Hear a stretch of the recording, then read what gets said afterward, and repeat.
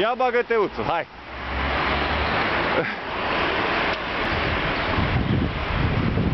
Aoleu, dar stai că eu nu te mai prind dacă merg cu o mână și mă uit în aparat. Ia! Hai, nu vine mașină. Ia uite-l pe Teuțu pe Losa. Perpetuum și un record. Absolut, să face perpetuum repede. Da, nu off the record, o facem pe... o dăm pe goarnă, nu off the record. Să fixează Teo, să nebunesc.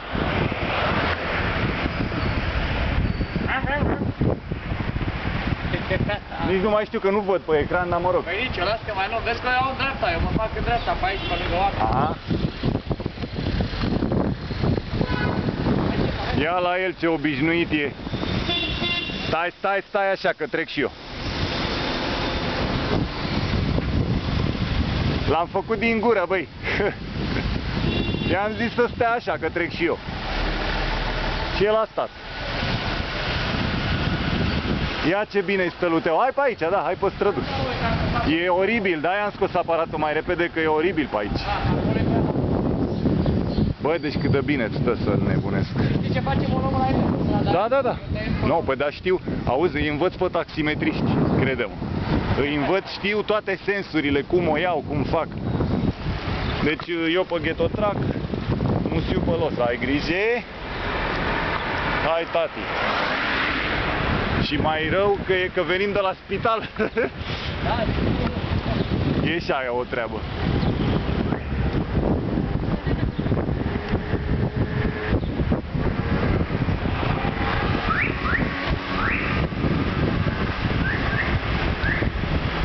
Bă, deci ca Messenger-i arăt, frate. Cu lanțul pe după gât.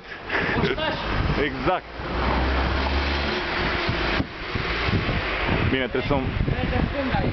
Nu, mai bagă înainte, nicio problemă. Ia uite la el. Ar trebui și eu să te depășesc, dar la o mână, ia uite, fratele, ce bagă.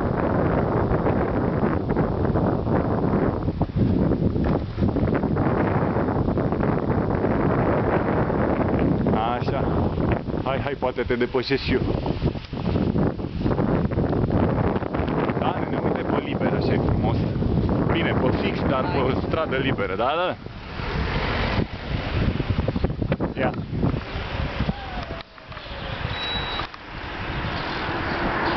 Hai, că e locul mare, ne mai ferește. Da. Bine, aș putea să fac și treaba asta, da. Uite mă, poate ne prinde pe amândoi așa.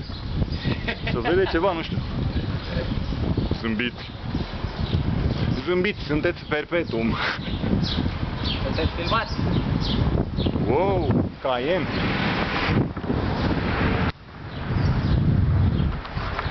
Foarte mișto să filmezi de altfel. Filmăm și un Ghetotrac.